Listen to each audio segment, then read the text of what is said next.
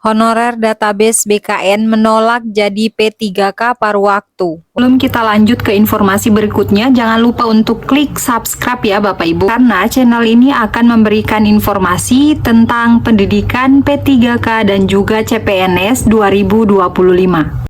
Dikutip oleh jpnn.com, ratusan pegawai tenaga kependidikan atau PTK berstatus honorer di pemerintah Provinsi Kepulauan Riau tidak mendapatkan jatah formasi penerimaan pegawai pemerintah dengan perjanjian kerja.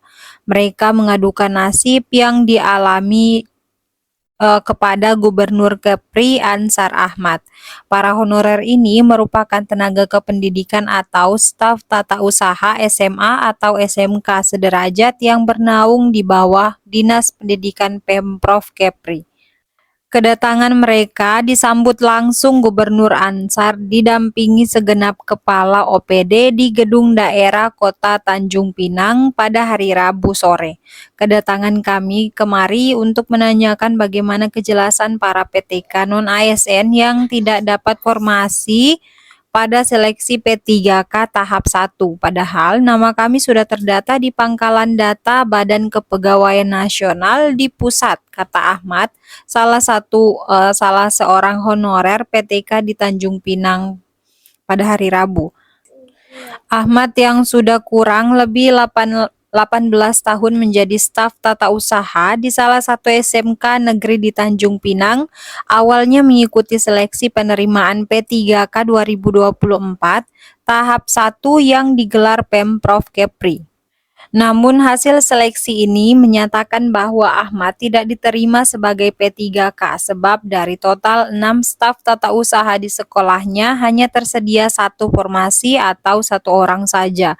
Dengan tegas, dia menyatakan menolak jika diangkat menjadi P3K paruh waktu.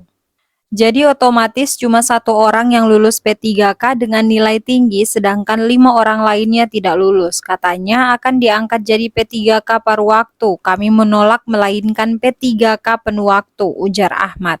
Ahmad melanjutkan, persoalan serupa dialami ratusan staf tata usaha SMA, SMK sederajat se-Kepri yang jumlahnya sekitar 462 orang.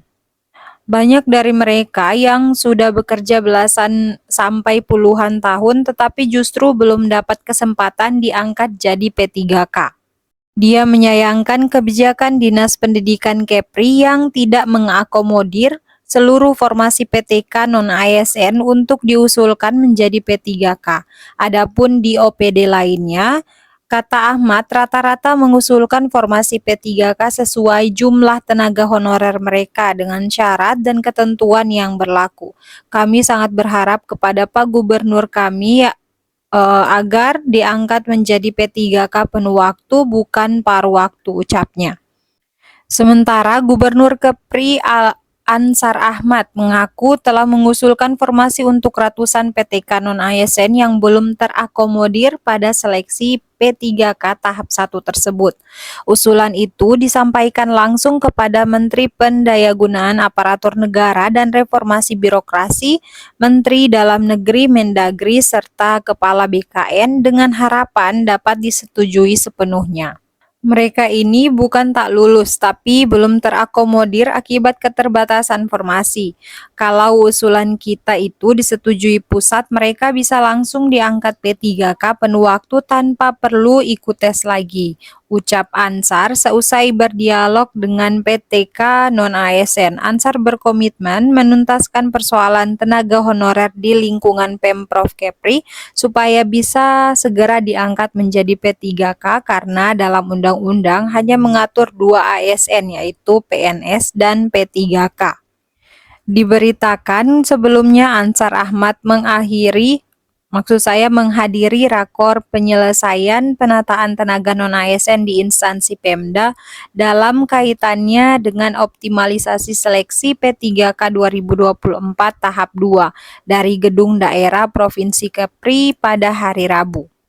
Rakor membahas nasib honorer itu dihadiri Mendagri Tito Karnavian, Menpan RB Rini Widiantini, dan Kepala BKN Zudan Arif Fakrullah.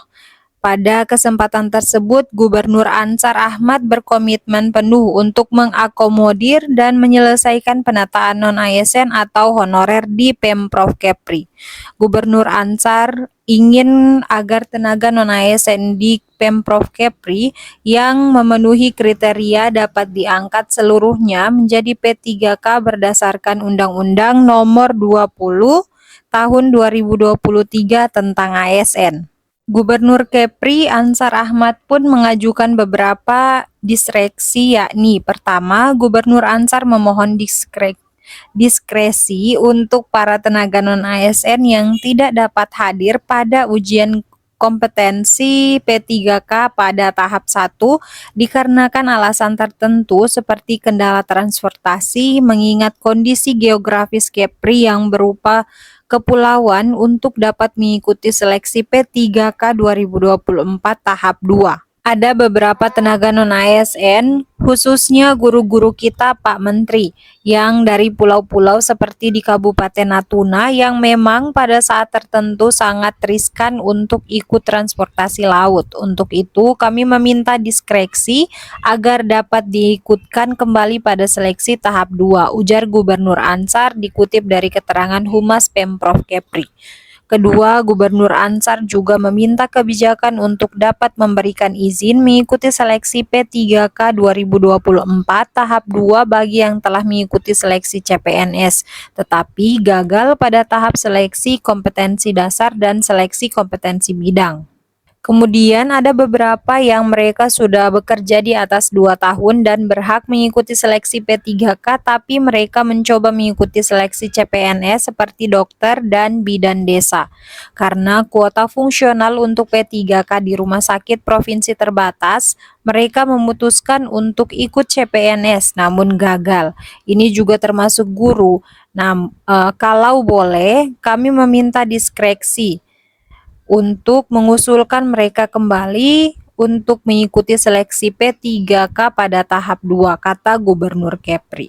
Ketiga, berkaitan dengan tenaga non-ASN atau yang bekerja di bawah 2 tahun tetapi masuk atau mulai mengabdi sebelum Undang-Undang Nomor 20 Tahun 2023 tentang ASN disahkan pada 31 Oktober 2023. Maka sekarang Pak, status mereka ini menunggu kalau diperkenankan nanti yang di bawah 31 Oktober maksud saya, setelah mereka 2 tahun kita harapkan bisa mengusulkan mereka mengikuti seleksi P3K tahap berikutnya. Demikian permintaan Gubernur Ansar demi menuntaskan masalah honorer. Menanggapi beberapa usulan Gubernur Ansar, Menpan RB Rini Widiantini menyampaikan fokus Menpan RB saat ini memang menyelesaikan penataan tenaga honorer database BKN. Jadi yang di prioritas pertama adalah honorer non-database BKN. Namun Menteri Rini menyampaikan untuk tidak khawatir dan akan diselesaikan. Nanti kita akan selesaikan, saat ini dalam sistemnya itu sudah terkunci. Jadi yang sudah terdata di BKN tidak perlu khawatir, akan kita selesaikan, jawab Menteri Rini.